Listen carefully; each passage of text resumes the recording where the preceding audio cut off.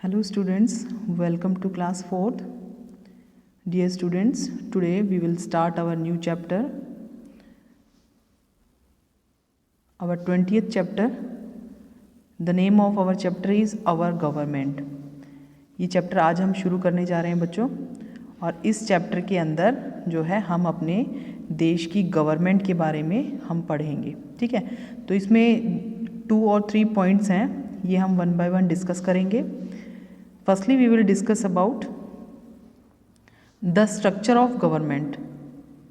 ठीक है, structure of government के बारे में डिस्कस करेंगे। इसके बाद हम सेंट्रल गवर्नमेंट के बारे में डिस्कस करेंगे कि हमारी जो केंद्रीय सरकार है, ठीक है, केंद्रीय सरकार के बारे में हम जो है डिस्कस करेंगे। उसके बाद फॉर्मेशन ऑफ सेंट्रल गवर्नमेंट, की जो सेंट्रल गवर्नमेंट है वो किस तरह से उसकी फॉर्मेशन कैसे होती है, इसके बारे में पढ़ेंगे। और लास्ट पॉइंट हम state government and it's formation. इसके बाद हम जो है स्टेट गवर्नमेंट किस तरह से जो है उसकी फॉर्मेशन होती है, इसके बारे में हम पढ़ेंगे। तो देखिए बच्चों, आज हम जो है अपने देश की गवर्नमेंट की फॉर्मेशन के बारे में पढ़ेंगे। तो लेट्स स्टार्ट स्टूडेंट्स। तो देखिए, next our point is structure of government.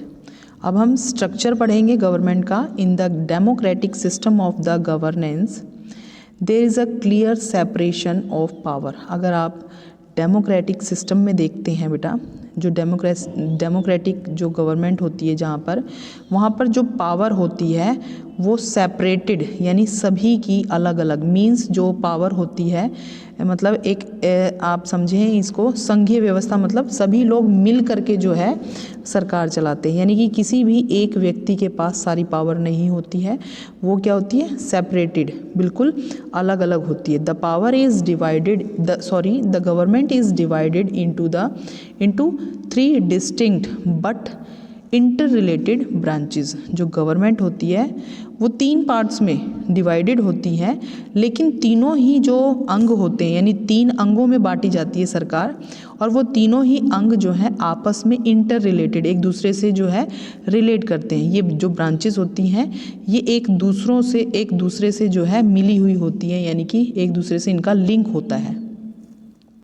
तो स्टूडेंट्स, यहाँ आपके सामने जो है स्ट्रक्चर ऑफ गवर्नमेंट बना हुआ है, देखिए विद एन एग्जाम्पल। ये आपके सामने स्ट्रक्चर ऑफ गवर्नमेंट है।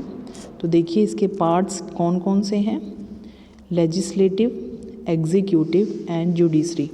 इसे हम जो है यहाँ पे देखते हैं वन बाय वन, जो है हम इसे डिस्कस करते हैं, लेजिस्लेचर, एग्जीक्यूटिव एंड जुडिशरी। तो देखिए सबसे पहले what is the function of legislature. Legislature is a law making body of government. जो ये लेजिस्लेचर है मतलब विधान पालिका। देखिए यहाँ पर लेजिस्लेटिव का मतलब विधान पालिका, एग्जीक्यूटिव कार्यपालिका और जुडिशरी मीन्स न्यायपालिका।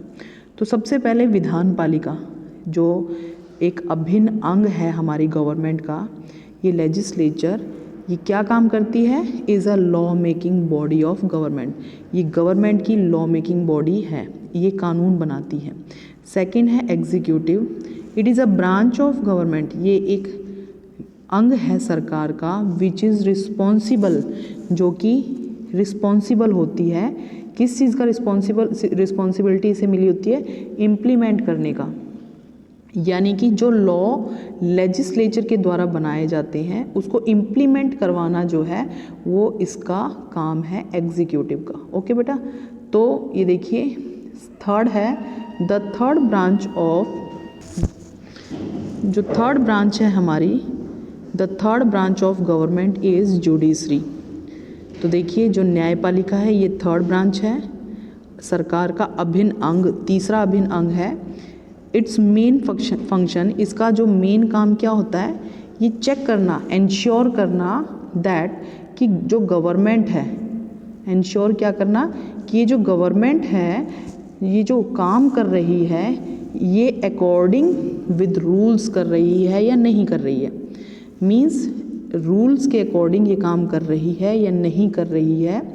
और if any violate the country law, अगर कोई भी ऐसा एक्शन कोई भी ऐसा काम जिसकी वजह से जो देश का कानून है या कॉन्स्टिट्यूशन के द्वारा जो कानून बनाया जाता है वो अगर मान लीजिए उसकी वजह से मतलब भंग होता है तो the judiciary has been given the power, तो जुडिशरी के पास, न्यायपालिका के पास, हमारे पास इतना मतलब उनके पास इतनी पावर होती है कि वो उसको जो है वो नल और वॉइड डिक्लेयर कर दे। ठीक है बेटा, इतना आपको क्लियर हो गया।